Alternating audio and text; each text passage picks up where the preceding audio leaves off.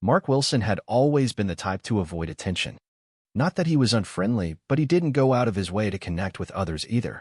In his quiet suburban neighborhood, where gossip spread faster than wildfire, Mark was an enigma. Neighbors speculated about him over morning coffee or evening dog walks. Some figured he worked remotely since he rarely left home. Others thought he was just another guy grinding to pay his mortgage. What they didn't know was that Mark's low-key life was a deliberate facade. Mark's house sat at the end of a cul-de-sac, backed by a sprawling, untamed field of tall grasses that danced in the wind. To outsiders, it looked like a neglected plot he couldn't be bothered to maintain. But that was no accident, it was strategic. The field gave Mark a clear line of sight to a group of warehouses across the property line, suspected hubs of illegal activity. Unknown to the neighborhood, Mark wasn't your average homeowner.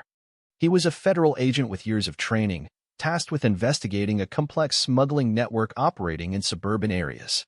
The field wasn't just a buffer, it was the heart of his covert operation. Hidden among the trees and shrubs were cameras and listening devices, feeding data to his team. Every blade of grass played a part in his mission to gather evidence without drawing suspicion. But staying undercover had its challenges, especially with Lisa Carter, the self-proclaimed queen of the Homeowners Association, HOA. Lisa thrived on control, with strong opinions on everything from hedge heights to acceptable front door colors. And Mark's wild field? She had plenty to say about it. Lisa frequently confronted Mark about the mess in his backyard, claiming it dragged down property values. She pushed him to landscape it or let the HOA use it for community events. Each time, Mark responded politely but firmly. "I've got plans, just not ready yet." Those plans, of course, involved dismantling the criminal network he'd been tracking for months. Letting Lisa anywhere near the field would jeopardize everything, possibly even lives. But Lisa wasn't one to back down. To her, Mark's refusal felt personal, and she was determined to get her way. Unbeknownst to Lisa, her persistence was about to spark something far bigger and far more dangerous than a neighborhood spat. Lisa Carter wasn't the type to accept rejection. Mark's repeated refusals to let the HOA use his field stung her pride. She saw herself as the neighborhood's backbone, organizing legendary block parties, holiday contests, and garage sales. At least, that's what she told herself. So when Mark brushed her off again, Lisa decided to take matters into her own hands. In her mind, if Mark wasn't using the field, why shouldn't the community benefit? It wasn't trespassing, it was repurposing. The idea struck her one night while scrolling social media. She saw photos of a live outdoor party hosted by a friend in another neighborhood, fairy lights, live music, and guests dancing under the stars. Lisa's competitive streak flared. Why couldn't her neighborhood host something even better? She envisioned a charity fundraiser disguised as a glamorous gala, with cocktails, dancing, and her transforming Mark's neglected field into something magical. Naturally, she had no intention of asking Mark's permission. Instead, she spread the word quietly, framing it as a surprise for the community. To make it happen, Lisa needed alcohol, lots of it. Ignoring HOA rules and local liquor laws, she brushed off the need for permits. Rules could bend for a good cause, she reasoned. A quick call to a shady contact secured a deal on cheap booze delivered to her door. The low price should have raised red flags, but Lisa was too focused on her why shown. She hired a DJ, booked food trucks, and even ordered custom napkins branded Lisa's Charity Gala. Invitations went out to over 100 people, neighbors, friends, and acquaintances she barely knew but wanted to impress. Lisa was practically glowing with pride. This wasn't just a party, it was her moment to shine.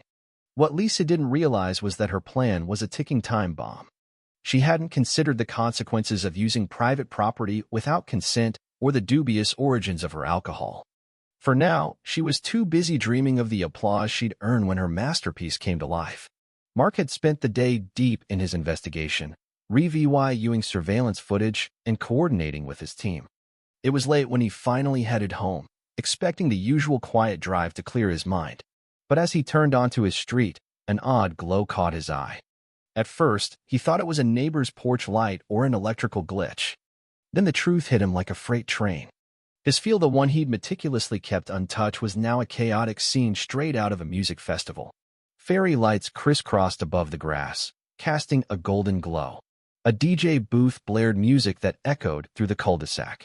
Dozens of people milled about, holding drinks and laughing loudly. Food trucks lined one side, their bright awnings clashing with the natural landscape. And there, in the center of it all, was Lisa Carter, basking in the spotlight like she owned the place. Mark sat in his car, stunned. This wasn't a small gathering, it was a full-blown event with alcohol, music, and too many guests to count. How had Lisa pulled this off without anyone noticing?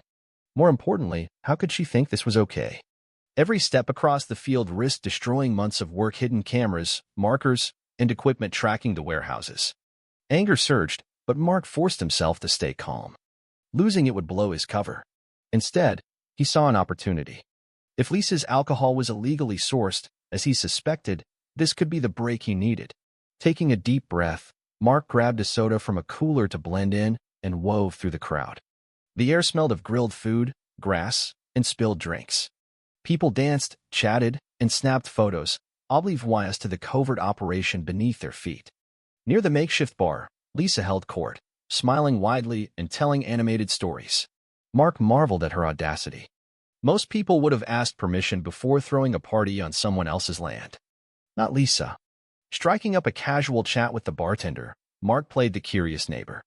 "How do you pull off something like this?" he asked.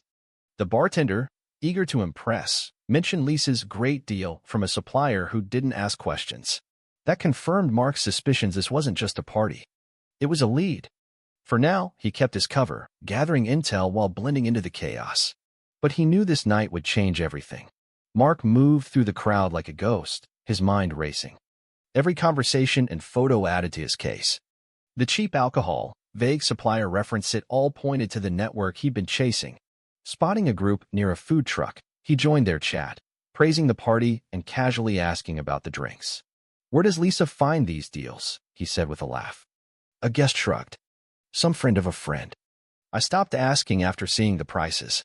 That vagueness screamed criminal tactics. Mark drifted to the parked delivery trucks, snapping photos of license plates and unmarked vans when no one was looking. Back at the party, Lisa bragged to a crowd, "You won't find prices like this anywhere else. Not legally, anyway." Her flippant remark sent a chill down Mark's spine. She knew her, at least suspected something was off. Ignorance wouldn't save her. As the party wound down, guests left behind a mess of cups and wrappers. Lisa, still buzzing, bossed around a cleanup crew. Mark slipped to his car, reviewing his photos and notes. The evidence was clear. Lisa's supplier was tied to his target network. Thanks to her ego, he had his breakthrough. He sent the intel to his team, who confirmed they'd move fast. By dawn, sirens pierced the quiet. Unmarked cars rolled in, and federal agents poured out. Neighbors gawked as Lisa, mid-cleanup, froze. Mark stepped forward, revealing himself as the lead investigator. Lisa's face paled as agents questioned her. She played innocent, claiming it was just a charity event, but evidence receipts, texts, and the bartender's statement painted a damning picture. Cornered, she admitted to bypassing legal channels but swore she didn't know the alcohol was illegal. Her pleas didn't matter. Agents led her away as neighbors watched in shock. Mark oversaw the operation, ensuring protocol was followed. The supplier was a key player in a multi-state trafficking ring, and Lisa's party had exposed him. The field was a mess, with some equipment damaged, but the critical pieces served vet. Neighbors later approached Mark, curious. He brushed it off. Lisa got in over her head. News of her arrest spread, with social media buzzing over the irony of the HOA tyrant's downfall. In the weeks that followed, the neighborhood relaxed. Without Lisa's iron grip, HOA meetings grew calm, and rules loosened. Lisa faced charges for conspiracy and liquor law violations. Overwhelmed by evidence, she took a plea deal, cooperating for a lighter sentence. Her reign was over. Mark's investigation surged forward. The supplier's arrest unraveled a chunk of the network, a viewatory sparked by Lisa's reckless party. The field returned to its covert role, and Mark resumed his quiet routine, sipping coffee outside, while neighbors remained clueless about his work. Some jokingly thanked him for freeing them from Lisa. He just smiled, keeping his secrets. Justice had prevailed, not through careful planning, but through one woman's ego and a chaotic night of cheap booze and fairy lights. For Mark, it was a reminder. Sometimes, the smallest missteps led to the biggest wins.